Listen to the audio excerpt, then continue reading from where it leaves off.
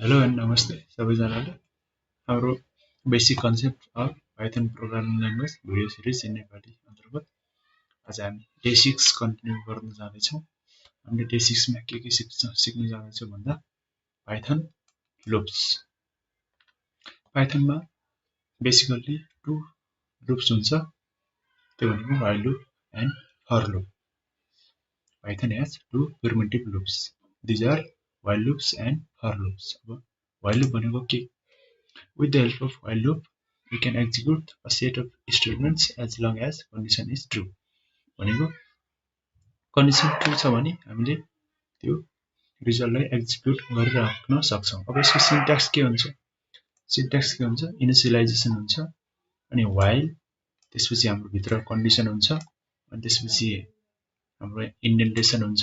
इन्डेन्टेसन पछि हाम्रो स्टेटमेन्ट्स के गर्ने र त्यसपछि हाम्रो इन्क्रिमेन्ट हुन्छ। इन्क्रिमेन्ट अपरेटर मैले अघिल्लो भिडियोमा डिस्कस गरेको थिएँ। अब यसमा एक्जाम्पलमा हेरौँ। i = 1 भनेर मैले इनिशियलाइजेसन गरेको छु। व्हाइल प्रिन्ट i गर्नु पर्यो, त्यसपछि के गर्नु पर्यो? i लाई इन्क्रिमेन्ट गर्दै जानु पर्यो। त्यसमा i = 1 हुँदा 1 प्रिन्ट हुने।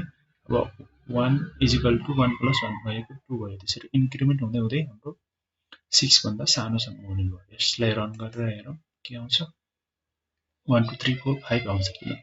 किन 5 सम्म आउँछ? हाम्रो कन्डिसन के छ? i < 6 छ। त्यसरी हामीले ब्रेक स्टेटमेन्ट पनि युज गर्न सक्छौं। ब्रेक स्टेटमेन्टले के काम गर्छ?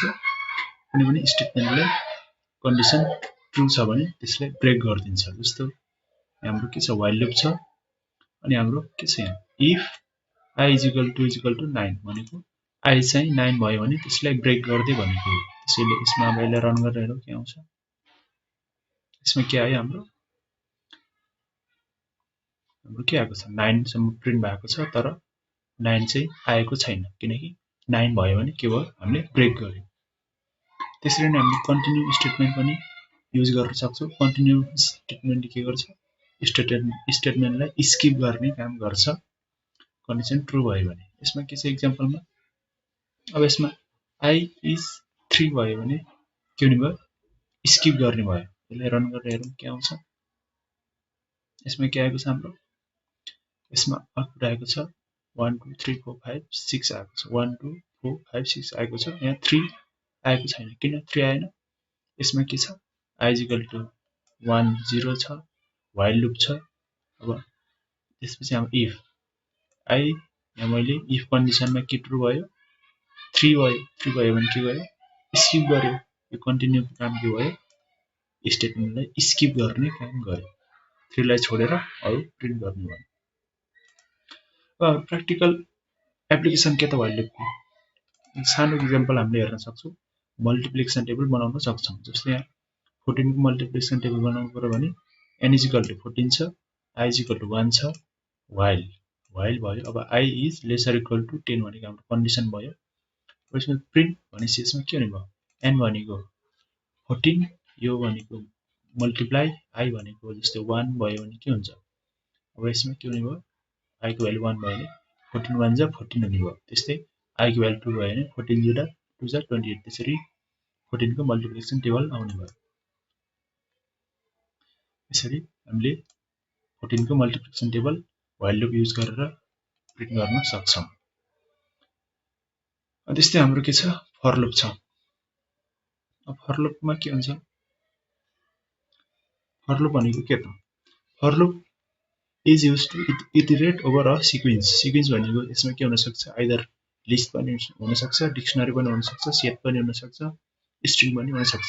हामीले लिस्ट, डिक्सनरी र सेट पछिल्लो भिडियोमा डिस्कस गर्नेछौँ। यसको सिन्ट्याक्स के हुन्छ? फर हुन्छ, अनि एउटा हाम्रो भेरिएबल हुन्छ, त्यसपछि इन सिक्वेन्स के हो त? जस्तो स्ट्रिङमा हो भने फर i in सिक्वेन्स त्यस्तो भयो। अनि हाम्रो इन्डेन्टेसन हुने नै भयो। पाइथनमा इन्डेन्टेसन इज भेरी इम्पोर्टेन्ट। अनि स्टेटमेन्ट हुने भयो। अब फर एक्जाम्पलमा हेरौँ। जस्तै यहाँ हाम्रो लिस्ट छ, यो लिस्ट भयो।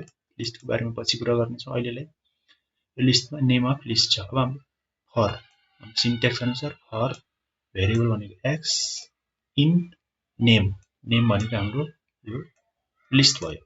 अब यसलाई प्रिन्ट गरेर हेऱ्यो भने के आउँछ हाम्रो इटरेट गरिदिनु भयो फर लुपले के काम गर्छ इटरेसन गर्ने काम गर्छ जस्तै स्ट्रिङमा लगाउँदा के छ फ्रुट भनेको बनाना छ अब यसलाई फर आई इन फ्रुट भनेर प्रिन्ट गर्यो भने के हुन्छ हाम्रो स्ट्रिङलाई इटरेट गर्नु भयो एने आउने भयो सिमिलरली हामीले ब्रेक स्टेटमेन्ट पनि युज गर्न सक्छौँ जस्तै एक्जाम्पलमा के छ इफ हाम्रो फ्रुटमा एक्स भनेको के भयो चेरी भयो भने हामीले के गर्ने ब्रेक गर्ने रन गरेर हेरौँ के आउँछ यसमा हाम्रो ब्रेक भयो के भयो चेरीमा गएर हाम्रो स्टेटमेन्ट ब्रेक गरिदियो चेरी भन्दा माथि के छ यहाँ ग्रेप्स पनि छ तर ग्रेप्स यसमा प्रिन्ट भएन के भयो किनकि ब्रेक कन्डिसन ट्रु भयो र हाम्रो स्टेटमेन्ट त्यहीँनिर स्टप भयो त्यस्तै कन्टिन्यू स्टेटमेन्ट पनि हामीले युज गर्न सक्छौँ जस्तै यहाँ के छ कन्ट्री भन्ने हाम्रो सेट छ सेट जहिले पनि के हुन्छ कर्ली ब्र्याकेटमा हुन्छ अब हाम्रो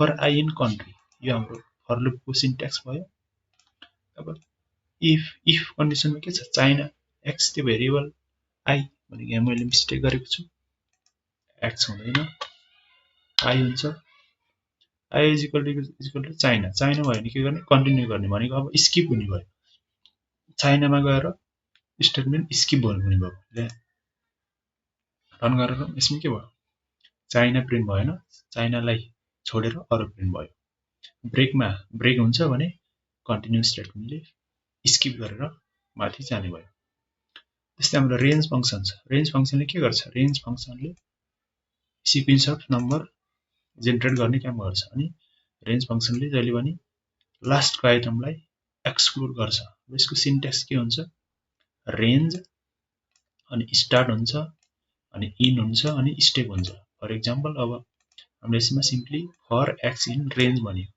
अब यसमा रेन्ज के भयो बाई डिफल्ट स्टार 1 हुन्छ त्यसपछि इन चाहिँ केमा हुने भयो 6 मा गएर हुने भयो भनेको 1 2 3 4 5 आउने भयो यसरी 0 बाई डिफल्ट रेन्ज फङ्सनलाई स्टार्ट 0 बाट र इन्डिङ चाहिँ n-1 भनेको 0 देखि n-1 सम्म रेन्ज फङ्सन जाने भयो त्यस्तै हामीले स्टेप के गर्न सक्छ यसमा स्टार्ट भनेको हाम्रो 1 बाट सुरु छ इन चाहिँ 32 मा गएर इन हुने तर स्टेप कति 2 2 भनेपछि यसमा के हुने भयो 1 4 त्यसरी प्रिन्ट हुने भयो यसलाई रन गरेर हेरौँ के आउँछ यसरी आउने भयो 1 3 भनेको 2 2 को स्टेपमा हामीले यसलाई प्रिन्ट गरेका छौँ कहाँ गएर 31 आयो भनेपछि n-1 भनेको 32 1 भनेको 31 यसरी 1 देखि 31 सम्म 2 2 को स्टेपमा रेन्ज फङ्सनले काम गर्ने भयो अब हाम्रो नेस्टेड लुप छ नेस्टेड लुप भनेको लुप इनसाइड लुप भित्र पनि लुप युज गर्न सक्छ अब जस्तै यहाँ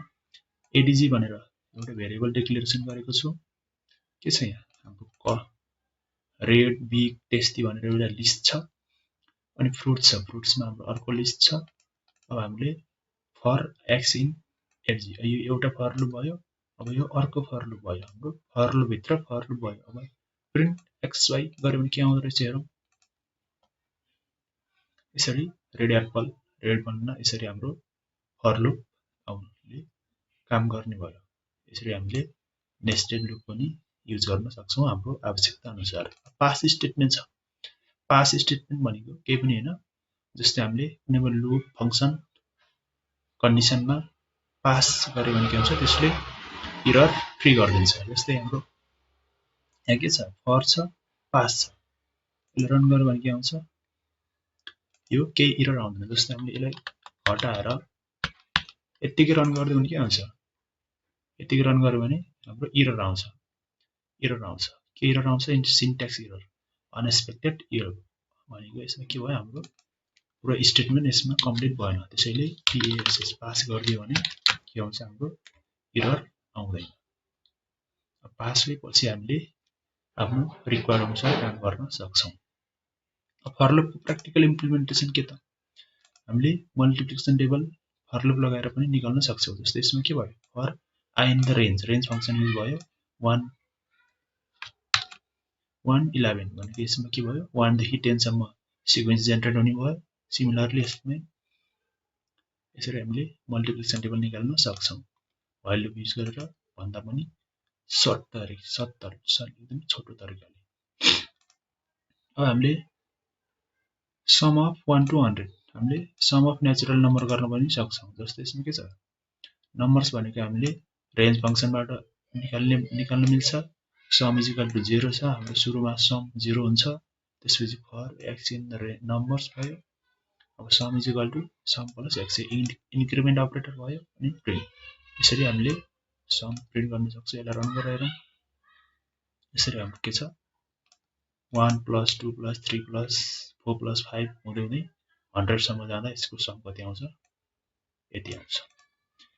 सो आज हामीले पाइथनको लुप्सको बारेमा जानेका छौं। अब हाम्रो अर्को भिडियोमा हामीले सम प्रब्लम्स अथवा आजसम्म सिकेको कुराहरू युज गरेर केही एक्जाम्पलहरू अथवा प्रब्लमहरू सल्भ गर्छौं। Thank you.